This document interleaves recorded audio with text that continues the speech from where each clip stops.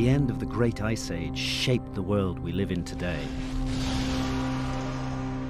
A mass of water poured into the oceans as the ice caps melted. Sea level rose 400 feet. Floods swallowed up the best coastal lands on Earth. All traces of the people who'd lived on them vanished beneath the sea. Could this mass flooding have been the inspiration for hundreds of flood myths from all around the world? We're told the flood myths are just that, myths, and should not be taken seriously. But in India, new evidence from the bottom of the sea is showing substance to the myths.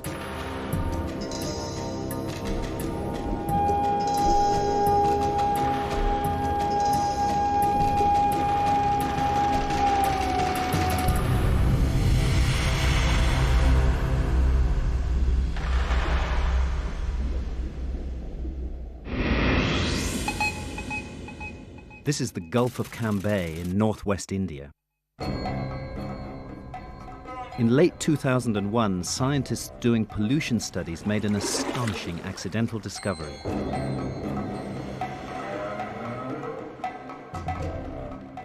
"25 miles from shore, at a depth of 120 feet, they picked up traces of two ancient cities covering a large area of the seabed.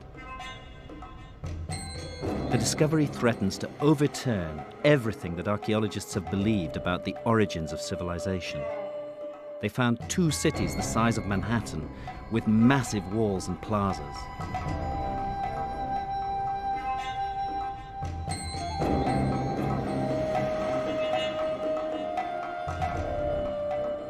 And man-made objects from the submerged cities have yielded carbon dates up to 9,500 years old. That's about 5,000 years older than any city discovered by archaeologists anywhere. It means we could be dealing with a civilization lost at the end of the Ice Age. Perhaps even one of those that the flood myths speak of, which flourished before history began.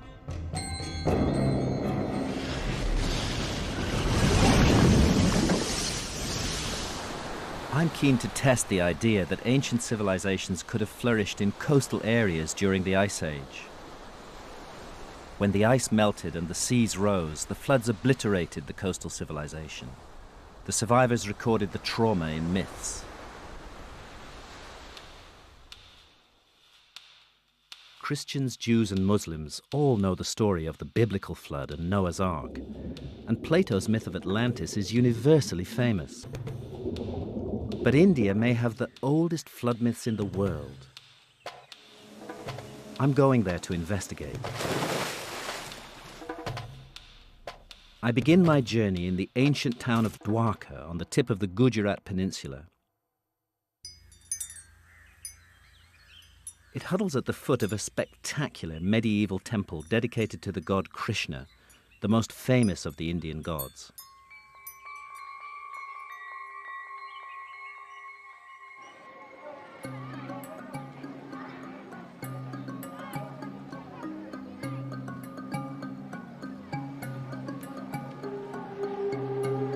The temple is built on top of earlier temples, dating back more than 3,000 years. It commemorates a mythical city said to have been established by Krishna before the flood and destroyed. On the same day that Krishna departed from the earth, the ocean submerged Dwarka.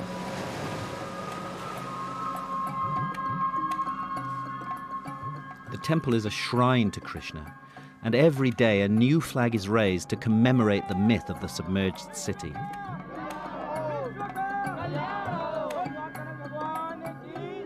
Every year, hundreds of thousands of pilgrims flock from all corners of India to mingle in its courtyards and bathe in the ocean's sacred waters. But would the myth point the way to an underwater find?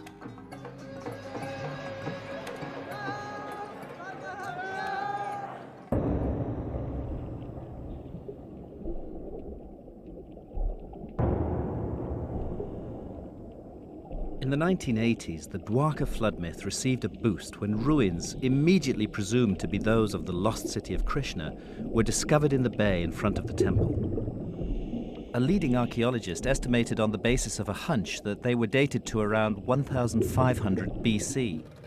But since there's no real evidence for that date, I want to take a look at them myself.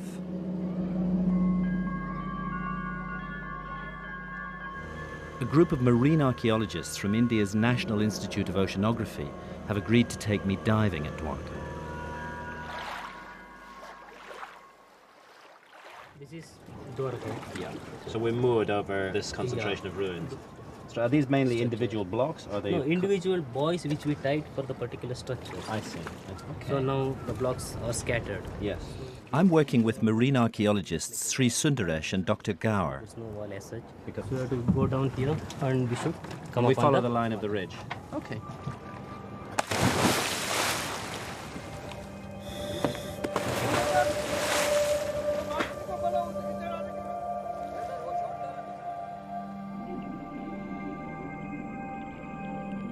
What's hard looking at structures underwater is to be sure whether strange-looking objects are just weird natural formations or whether they've been cut and shaped by man. It becomes clearer when you find clean-cut individual blocks like these. The next question with any underwater site is, how old is it? This site is so shallow and close to the shore that recent earthquakes could have submerged it, not necessarily rising sea levels at the end of the Ice Age. So it wasn't a big surprise to learn that Sundaresh and Gaur are now dismissing these finds that are merely hundreds of years old. This clearly can't be the ruins of the ancient mythical city of Dwarka. Stone anchors of a type made in India in the Middle Ages prove that the ships of that time once moored here. So anchors precisely we are dating between 8th century AD to 14th century AD. Mm-hmm. So I think a structure also may fall in that period. So we're talking actually about a medieval site? Yeah, medieval period. Do you accept the conventional dating of 1500 BC or so for this site, or do you think we should put a big question mark over that date? I think you have answered the question. We should put a big question mark over the date. I mean, we have not found any material evidence on which we can be sure about the date. Right. Till we find any datable material artifact, we'll have to continue our search as and when we can. Yeah. Have you ever gone like 10 kilometers out that way? So for 10 kilometers away from here, no, we have not dived. The we have gone up to 2 kilometers. Mm-hmm.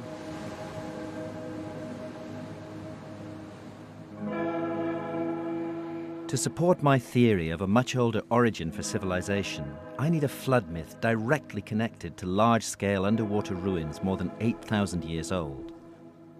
I now know that Dwarka's ruins definitely aren't that old. But what they do testify to is the continuous flooding of this coastline.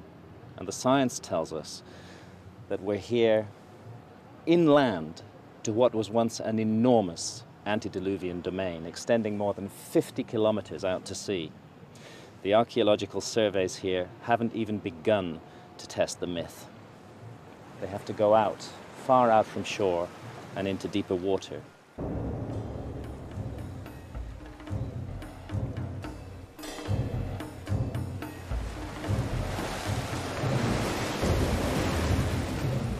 The myth of Dwarka is part of a larger and older cycle of Indian myths that speak of a flood survivor, Manu, who becomes the father of future mankind.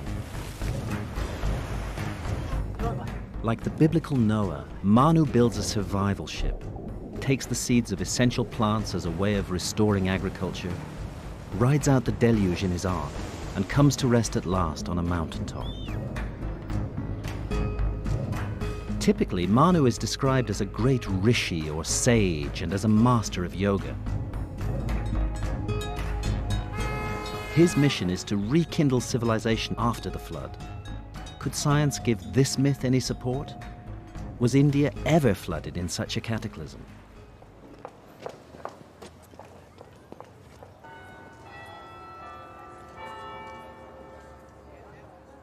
To find out, I travelled to the north of England, to my old university, Durham, to meet one of the world's leading specialists on sea level rise, Dr. Glenn Milne of the Department of Geology. Drawing on the latest data, he's able to produce computer simulations of how coastlines would have looked at different stages of the Ice Age. Here we see the Indian continent around 21,000 years ago. And if we focus in on the northwestern part, you can see a lot of the coastline was exposed. No, it's a huge area exposed. Huge area exposed of the continental shelf. So we progress forward to 13 and a half. Now you see... Big change. Yeah. Very dramatic. This, island developing off the west coast of India.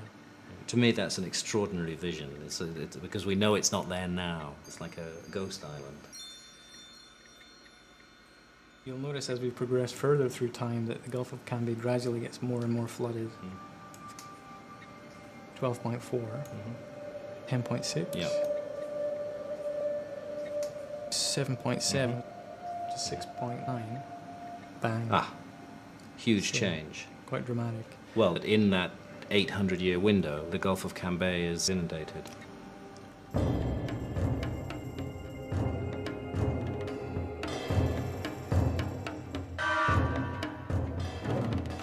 What interests me is that the flooded domains of India's northwest lie side by side with India's oldest and most mysterious civilization, the Indus Valley civilization, so called because its first cities were found along the Indus River.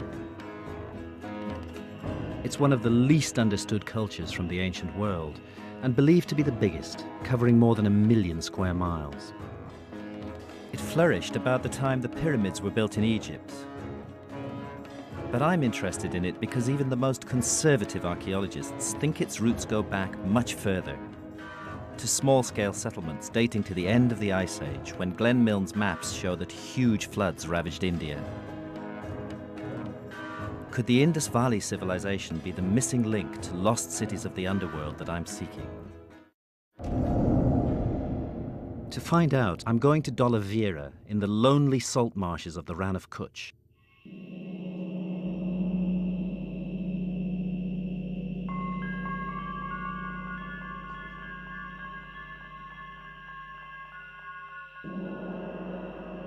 It's one of the largest and best preserved ancient cities of the Indus Valley civilization.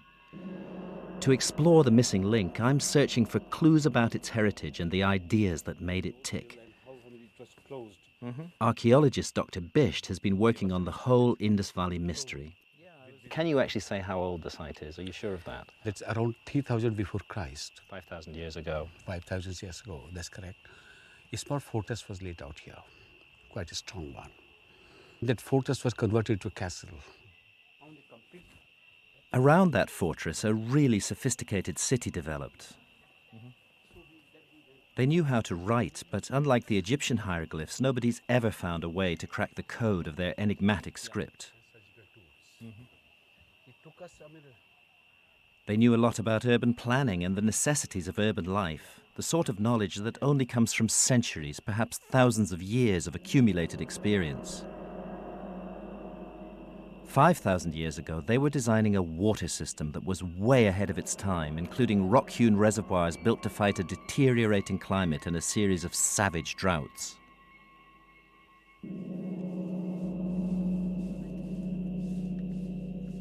Civilization like this doesn't emerge overnight.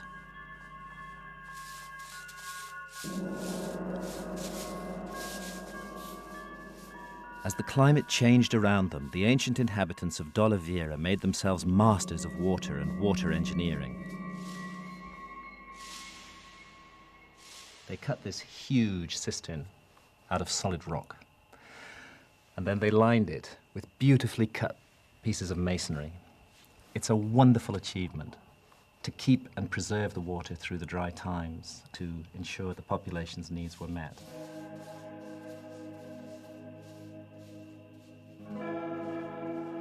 The people who built this amazing city 5,000 years ago were at the end of a cycle, not the beginning. But for my investigation, the big question is just how far back does the Indus Valley culture go? Is it possible to trace it back to its source? Just like this. So it would be fair to say that the glory of this site is between 3000 BC and 2000 BC, really. That's correct. That's correct. What about before 3000 BC? Before 3000 BC, what was there, we do not know. There might not be any culture, possibly, or we may find in future some earlier phases as well. But archaeologists have already found related sites in the foothills of the Himalayas that date back much further. They're simple farming settlements, hundreds of miles from the sea near high mountains. Places that would have made a natural refuge for the survivors of the floods that I now know took place in northwest India at exactly the same time. Is it a coincidence that the ancient Indian tradition of Manu speaks of a flood that destroyed a former civilization and of survivors who retreated to the mountains to start again?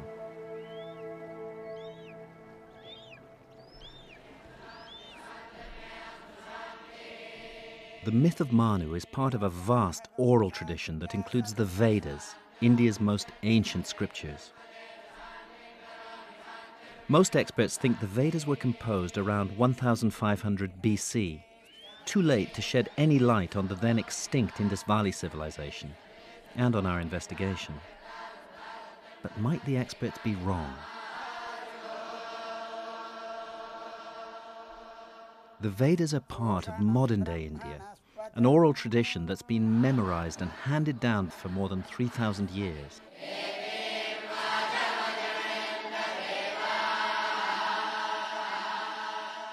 But if an oral tradition can survive for that long, why not for 6,000 or even 9,000 years? Could we find in the Vedas a clue to the missing link between the Indus Valley people and the end of the Ice Age?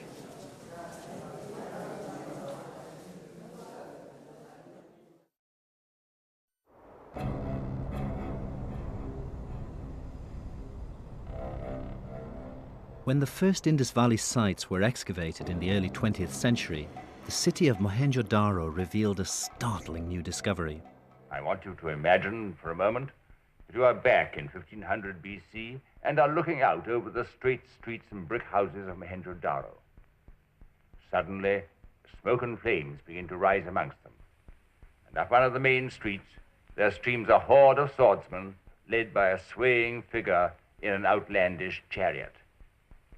The story I'm telling you is not fantasy. It is a literal interpretation of actual discovery. This is where one of the massacres took place. Sir Mortimer Wheeler was one of the 20th century's most influential experts on the Indus Valley civilization and helped to shape the accepted view of its origin.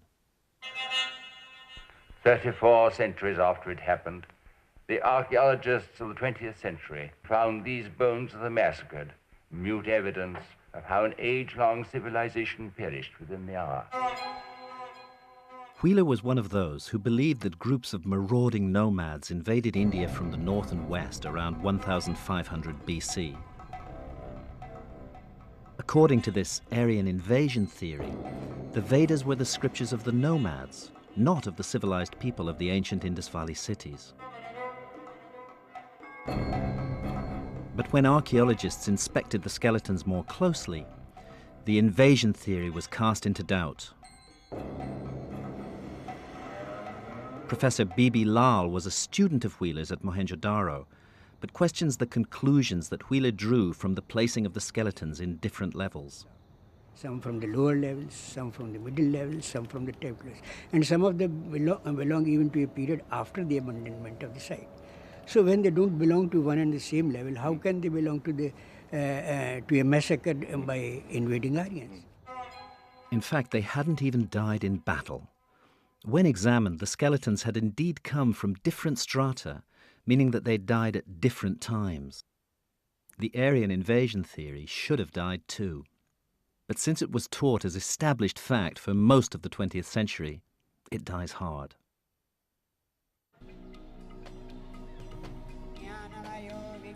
Now, new linguistic evidence is also undermining the invasion theory.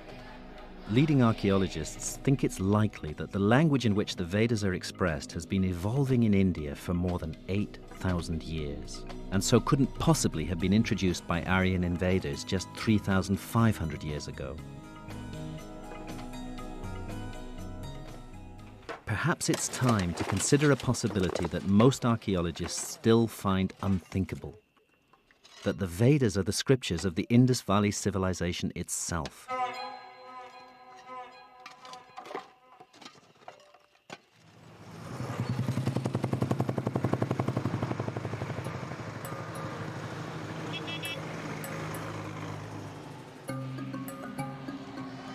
I went to the Indian capital, Delhi, to discuss the problem with Dr. David Frawley, one of the very few Westerners recognized as a teacher of the Vedas. So we have this wonderful culture, apparently with no literature, nothing whatsoever. And then we have this wonderful literature. Which is the largest in the ancient world. Exactly. And deep and sophisticated and incredibly well thought out. And no culture to attach it to. And they no won't civilization. They won't take the next step. Even though they both come from the same area, they won't connect them.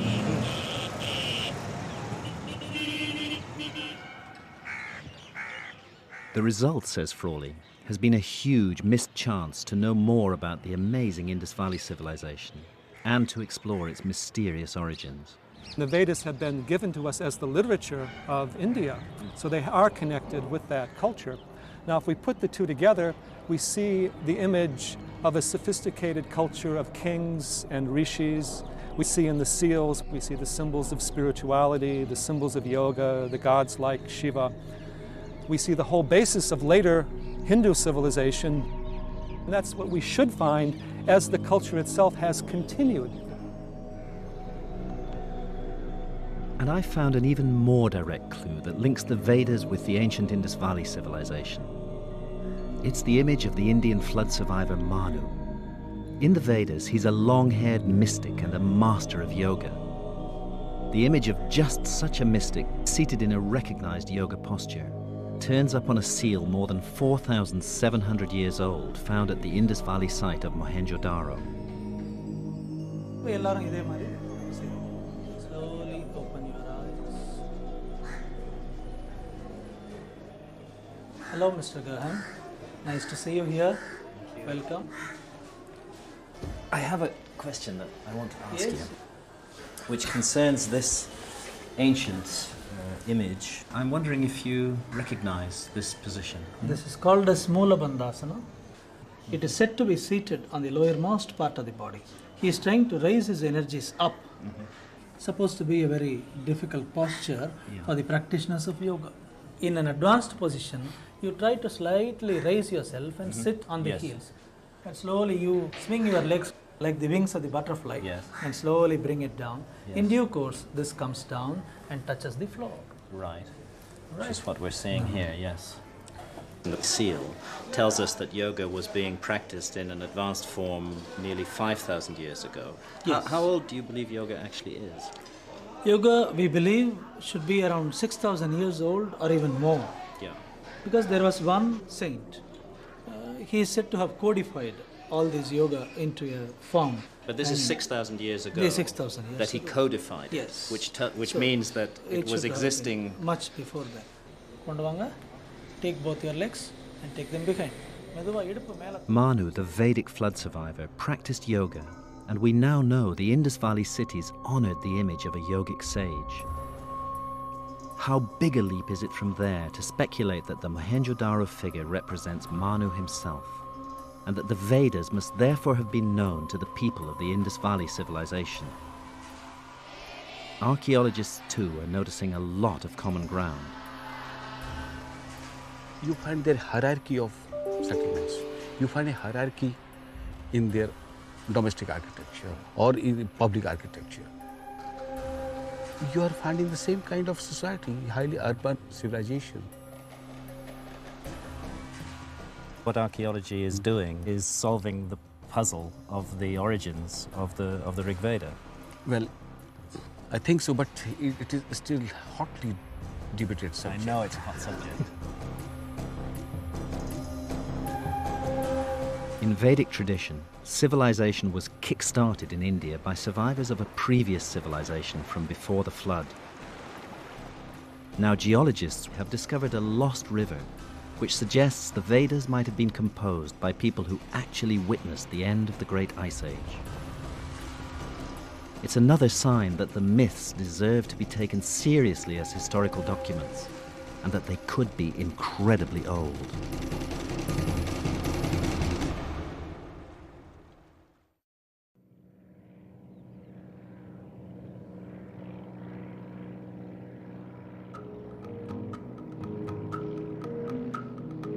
I'm looking for the lost Indian civilizations spoken of in flood myths.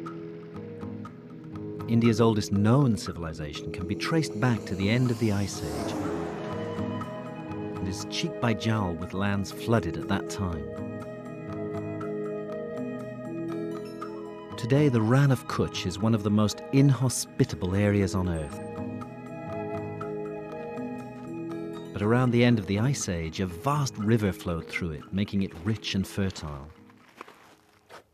The river was the Sarasvati, and it's repeatedly described in the ancient scriptures. This river, Sarasvati, with fostering current comes forth.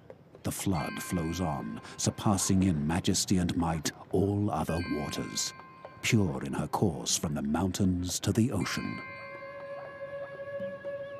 We don't see such a Sarasvati River today, but your remote sensing technology tells us more of the story. The river Sarasvati originated in the Himalayas and flowed down this channel, which is dried up. Still, it can be made out. Yes. With the latest satellite images, we can trace the original course of the river from the Ice Age glacier all the way to the ocean, just as the myth says. You see here, as a dark-colored channels, it flowed parallel to the Indus River and took a southward turn, and further flowing, it finally joined with the Rann of Kachchh.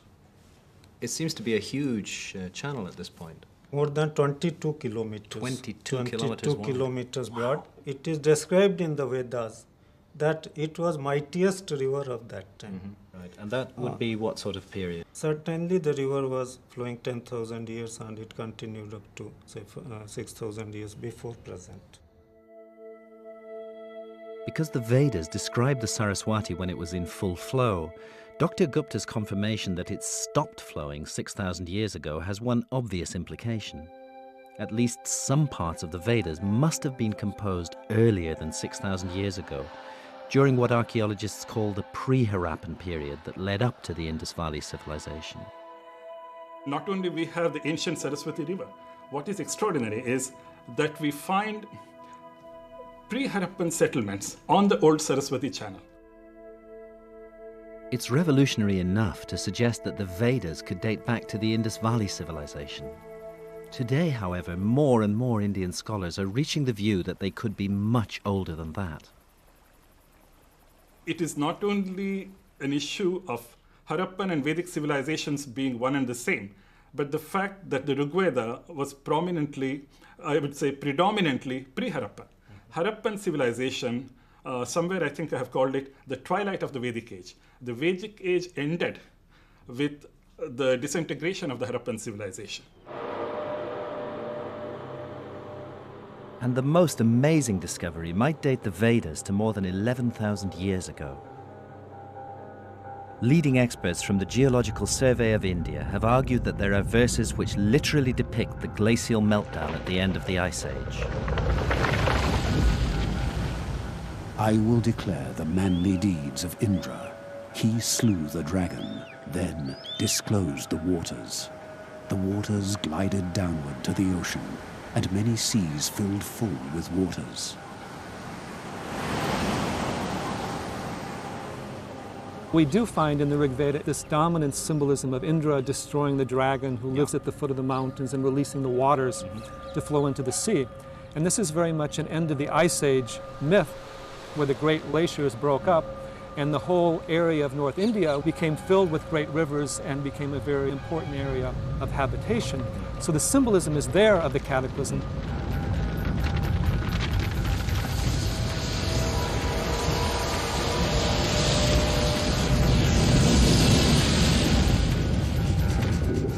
But even if the myths are 11,000 years old, they don't help us search for a lost Indian civilization. For that, I still need a major underwater archaeological site in the areas that geology shows were flooded at the end of the Ice Age.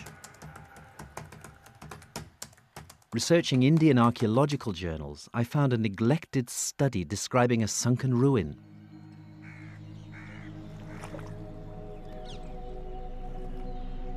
It was in an area that I knew had been flooded at the end of the Ice Age, and there's a flood myth pointing straight to it.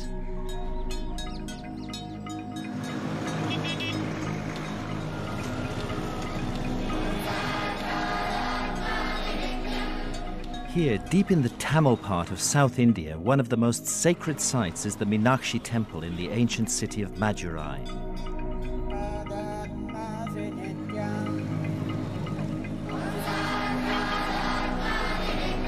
Tamil myths say the temple was established by the survivors of a flood. According to the myths, the survivors had belonged to an earlier and highly advanced civilization. Its most famous achievement before it was swallowed by the sea was a great academy, or Sangam, for the perfection of human knowledge.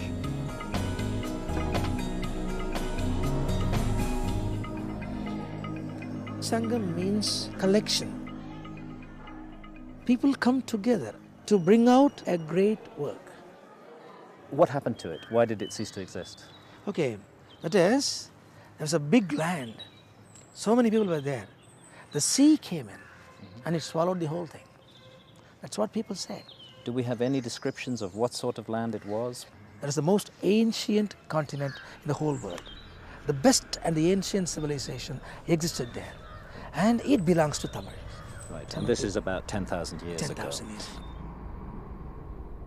The Sangam flood myth hints that the remains of a lost civilization more than 10,000 years old are waiting to be discovered underwater around the shores of South India.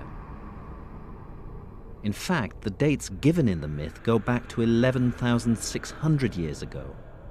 That's the same time frame given by Plato for the submergence of Atlantis in another ocean. And Ice Age science confirms that huge amounts of additional land were available all around the coast of India in the precise period signaled by the Sangam myth.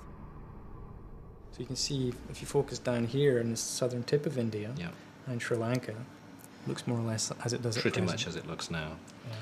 Proceed now to 10.6, 12.4, 16.4.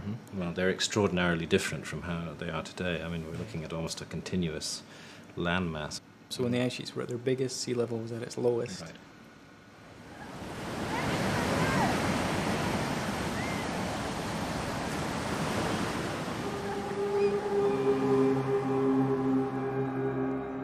So the next step of my journey is to go to the coast, to search under the waves for the hidden history of that lost, flooded terrain. This is the granite shore temple at Mahabalipuram. It stands overlooking the Bay of Bengal in southeast India and is one of several dozen extraordinary rock-hewn structures scattered along the coast.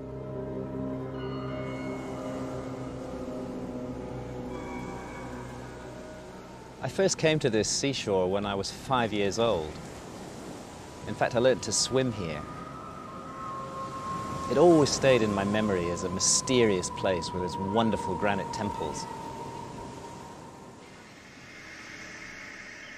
The structures we can see today are thought to be about 1,300 years old, but the local myth has it that they commemorate an earlier and now lost city.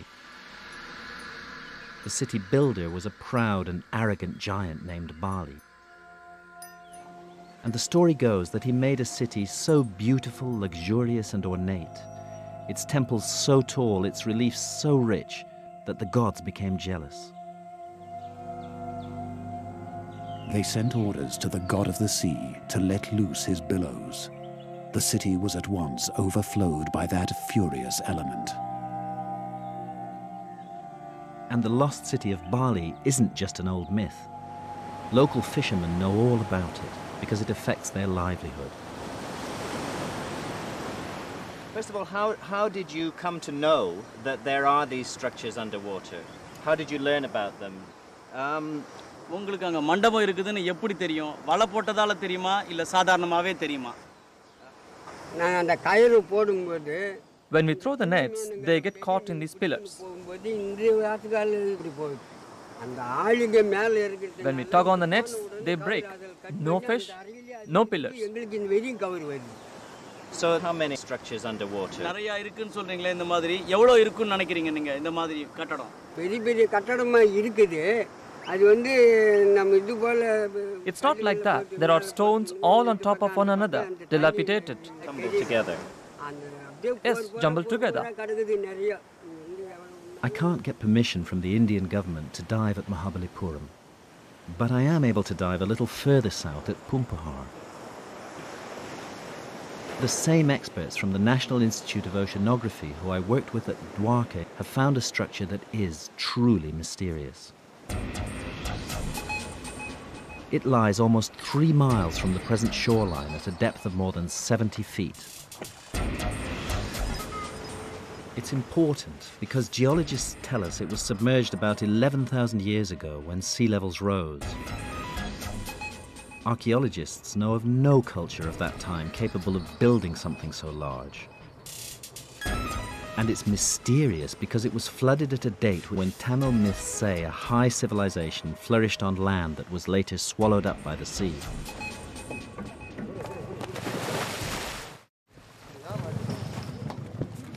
Here, as at Mahabalipuram, underwater structures provide perfect shelters and breeding grounds for fish. Dr. Gaur explains before the dive that archaeologists don't believe in lost civilizations 11,000 years old. To construct a so big structure, I think it's about 40 meters in length. It's a big structure. Yeah. When we come to here in this particular area, if you see the structure such a big one, it means they have a very great technology.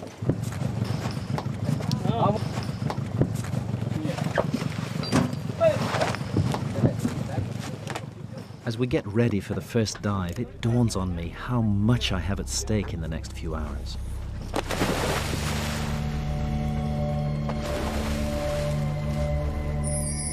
Because if the structure I'm about to see really is more than 11,000 years old, then it is, almost by definition, the work of a lost civilization.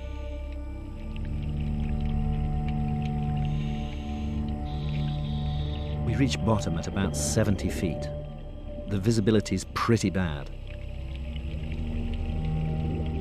But soon Sundaresh brings me to a sheer wall about twice the height of a man that juts up out of this ancient inundated plain. It doesn't look like it belongs here naturally at all. Sundaresh draws my attention to several heavily overgrown courses of masonry.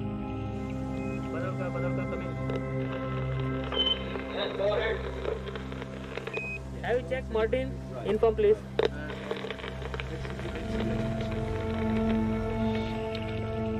A little further along, Sundaresh points out a second area of partially exposed construction blocks.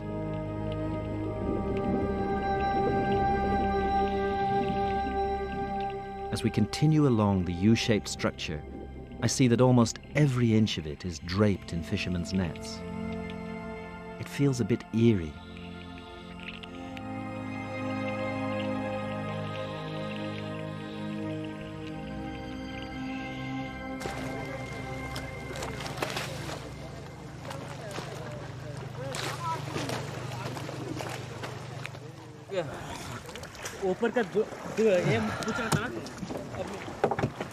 Looking at these straight lines on the walls, you can almost make out courses of masonry. I'm in no doubt that we're looking at a man-made structure here. There is a lot of growth on it. On reviewing the dive on deck, what convinces me is these clear courses of individual blocks. And the way that the U-shaped structure sticks up so unnaturally from the flat sea bed. A computer model of the structure from measurements taken by the NIO reveals the overview that the murky waters hide from divers and shows that other structures stand nearby. Perhaps it was an enclosure for ritual purposes. Back on deck, Kamlesh Vora, the expedition leader, confirms that further anomalies have been identified in the same area. There are another port structures around, north of this place and south of this place, where we feel that, or we believe, or we know from the people saying that there are submerged structures below. This is one place, maybe in isolation. But if 3 or 4 structures along the coastline, if they give us some good unified... And if you can plot the relationship of the structures to each other. We should put all the data together. And well, it seems to me an area that deserves more research. Mysterious. Mysterious, exactly. A couple of months after I dived at Pumpahar, a news story, not picked up elsewhere, appeared in the Indian press announcing the discovery of 2 lost cities 120 feet under the sea off northwest India. Precisely where Glenn Milne's maps had shown a huge loss of land at the end of the Ice Age. I felt as though I was being shown the Holy Grail. Nothing could stop me from going there.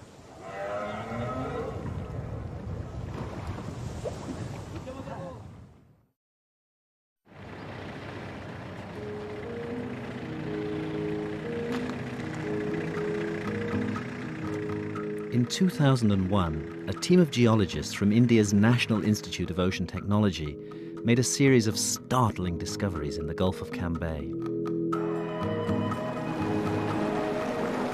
Their sonar readings show evidence for 2 huge cities 120 feet underwater. And a sample they've collected from the seabed has been carbon dated to the end of the Ice Age. The NIOT experts aren't archaeologists. They were doing pollution studies in the Gulf. But what they found is of massive archaeological significance. Could these flooded cities be the proof I've been looking for, which joins the Indian flood myth to archaeology? Initially, when we went, we thought probably we'll be on an early Harappan site. But after seeing all the artifacts and evidences what we have collected, it looks that they are before the Harappan period. Which means, in the end, that history is going to have to be looked at again. Definitely.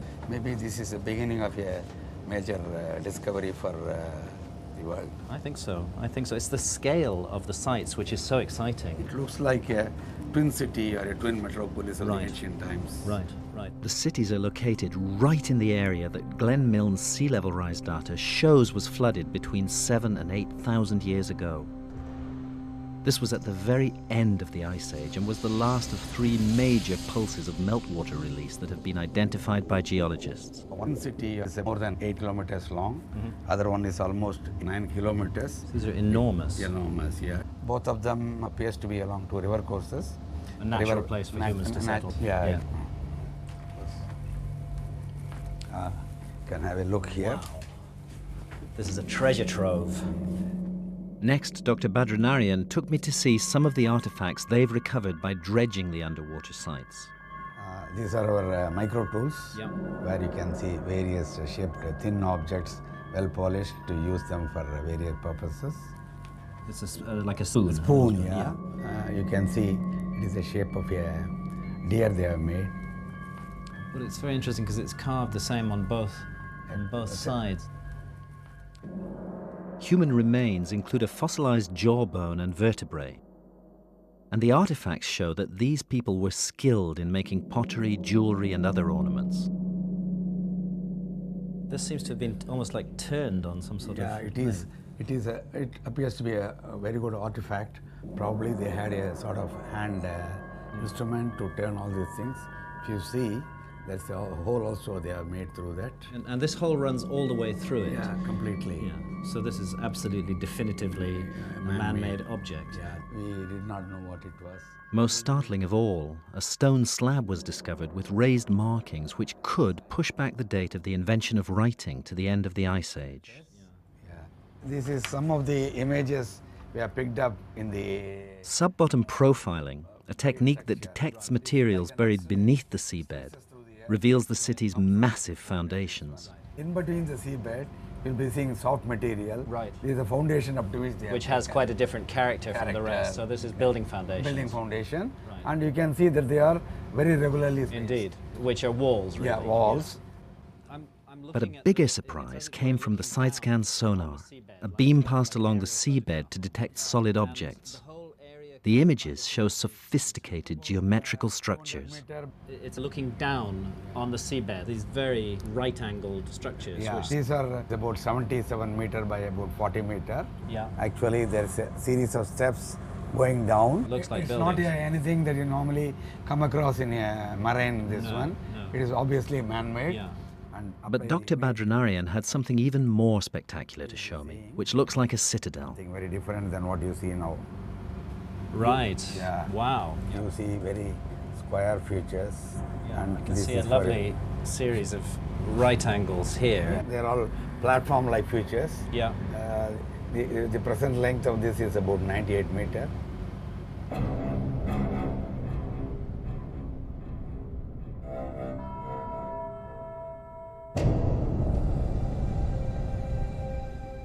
We've created a computer simulation of the citadel. It gives some idea of the ambition and extent of the great buildings for so long lost beneath the waves. How long might this society have existed before it was flooded? All I want to do is go diving right away. But it's December 2001. There's political tension in the neighborhood, and Indian naval intelligence has politely but firmly declined my request to dive.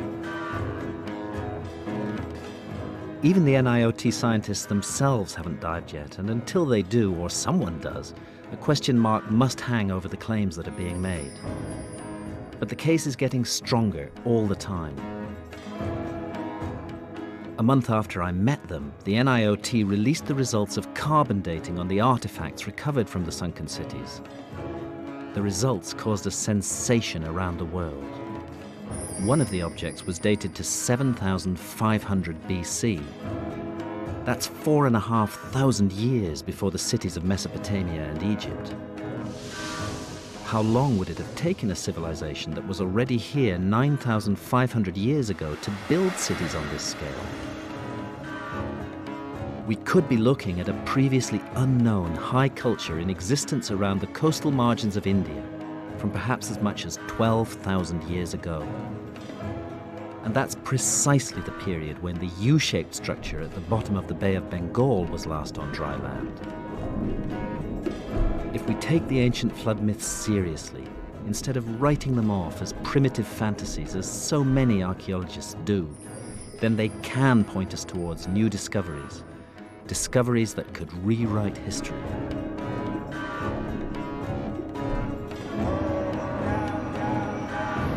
I'm going to head east to put to the test one more set of myths, and a mysterious people who we already know were doing extraordinary things at the end of the Ice Age.